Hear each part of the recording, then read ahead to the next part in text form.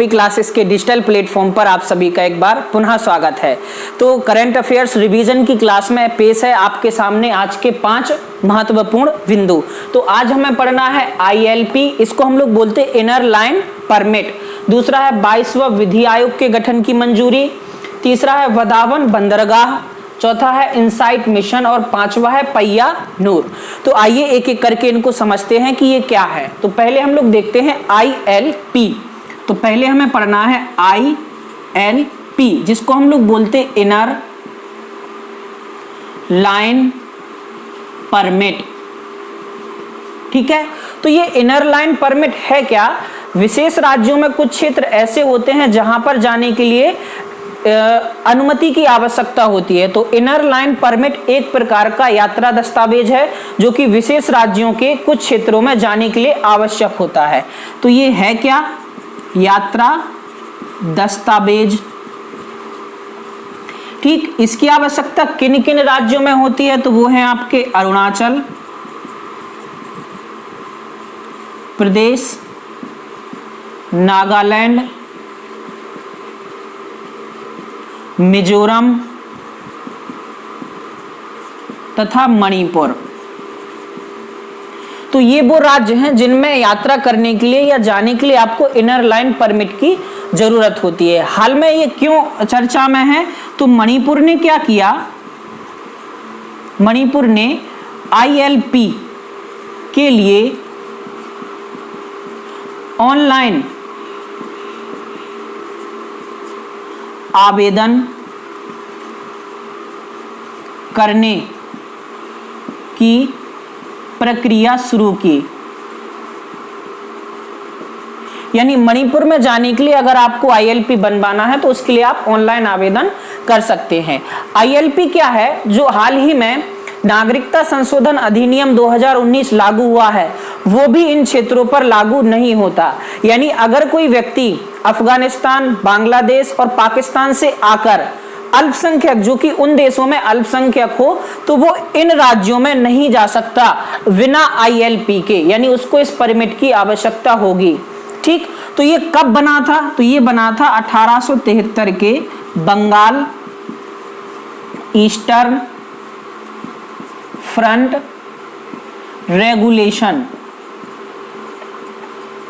Regulation के तहत बना था। ठीक, ब्रिटिश गवर्नमेंट ने इसको बनाया था ताकि इन राज्यों में कोई भी व्यक्ति बिना अनुमति के आ और जा ना सके। तो ये हो गया आपका ILP। ठीक, अच्छा इसमें एक चीज और लिख लो, नागरिकता संशोधन अधिनियम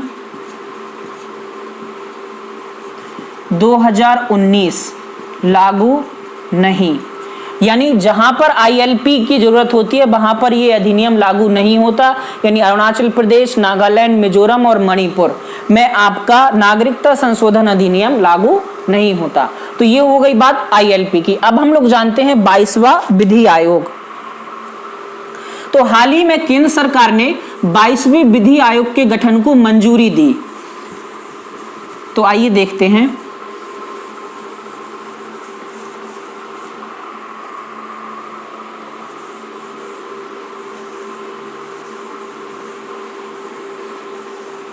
ठीक है, तो दूसरा बिंदु है 22वां विधि आयोग। तो 19 फरवरी 2020 को गठन की मंजूरी दी गई। ये क्या है? एक गैर सांविधिक निकाय है, गैर सांविधिक निकाय है। इसका काम क्या होता है? इसका काम होता है विधिक सुधार के लिए विधिक सुधार के लिए आपकी सलाह मशवरा देना। तो काम क्या है? विधिक सुधार के लिए सलाह देना। ठीक, अगर बात की जाए पहले विधि आयोग की, तो पहले विधि आयोग का गठन हुआ था 1833 के चार्टर एक्ट के तहत लॉर्ड मैकाले के समय। तो पहला विधि आयोग कब गठित हुआ था? 1833 चार्टर एक्ट लॉर्ड मैकाले के समय। अगर स्वतंत्र भारत की बात की जाए, स्वतंत्र भारत, तो ये हुआ था 1955। एक व्यक्ति थे MC सीतलवाड़, उनकी अध्यक्षता में। तो 1955 MC सीतलवाड़ की अध्यक्षता में। अगर बात की जाए 21वें विधि आयोग की, विधि आयोग, तो ये गठित हुआ था 2015 में। एक व्यक्ति थे BS चौहान, उनकी अध्यक्षता में। तो BS चौहान। अच्छा, जो 22वां विधि आयोग है उसमें एक पूर्णकालिक अध्यक्ष और 4 पूर्णकालिक सदस्य होंगे। तो कौन कौन होगा? एक पूर्णकालिक अध्यक्ष तथा 4 पूर्णकालिक सदस्य। ठीक है, तो ये बात हो गई आपके 22वें विधि आयोग की। अब हमको पढ़ना है वधावन बंदरगाह। तो आइए देखते हैं।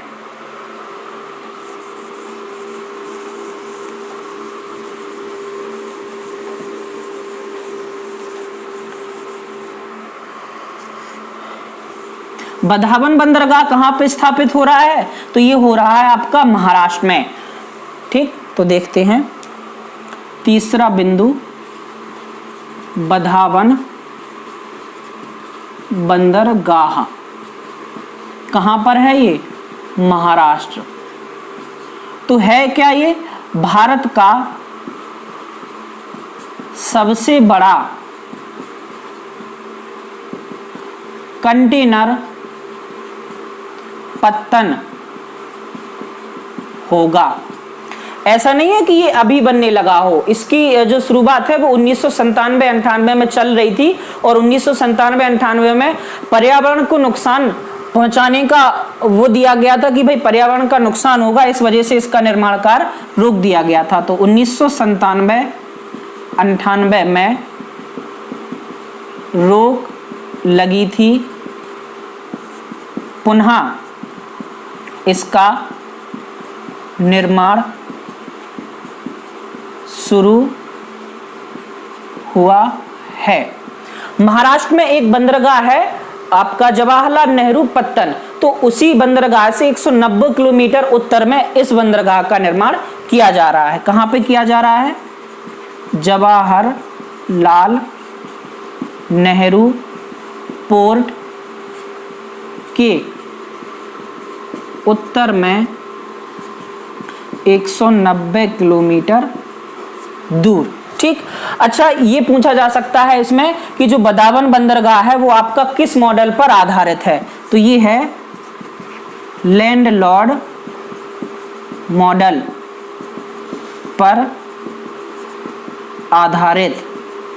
ठीक, इसकी कुल लागत की बात की जाए, कुल लागत है इसकी 65,544.54 करोड़ रुपए। ठीक, तो इसमें आपको मेन रूप से याद रखना है कि वधावन बंदरगाह कहां पे स्थापित हो रहा है? तो आपका महाराष्ट्र में। अब हम जानते हैं इनसाइट मिशन।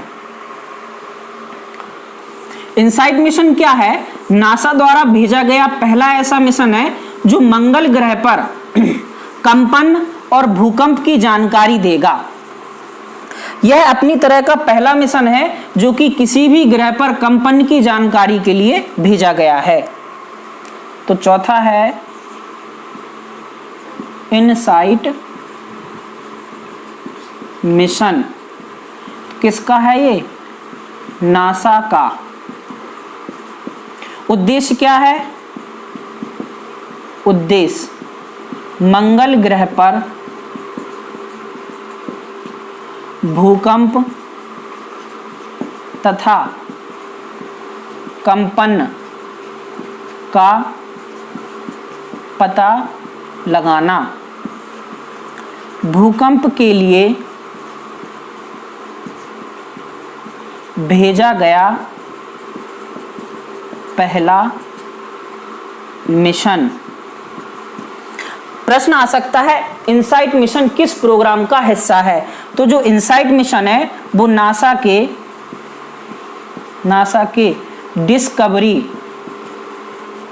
प्रोग्राम का हिस्सा है। अच्छा, जो डिस्कवरी प्रोग्राम है वो आपका 1992 के सौर अन्वेषण मिशन के तहत चलाया गया था। तो सौर अन्वेषण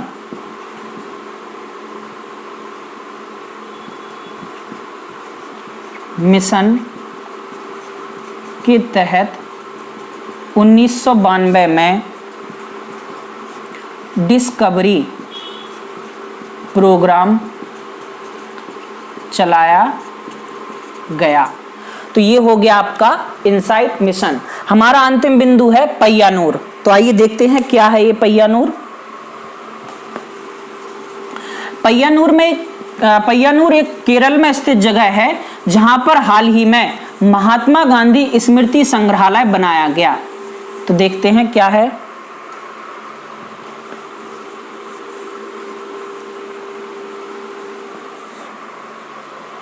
बिंदु है हमारा पय्यानूर।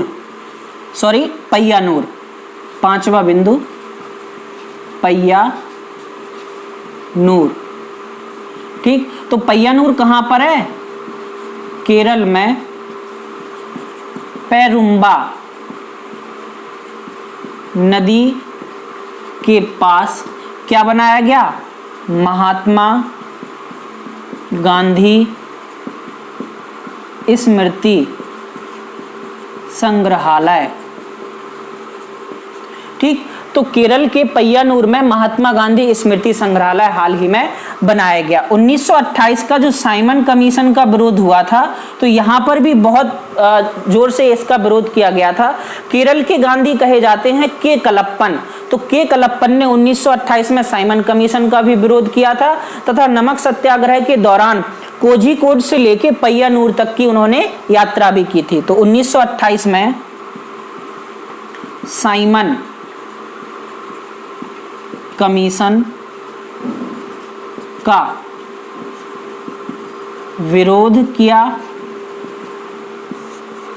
1930 में नमक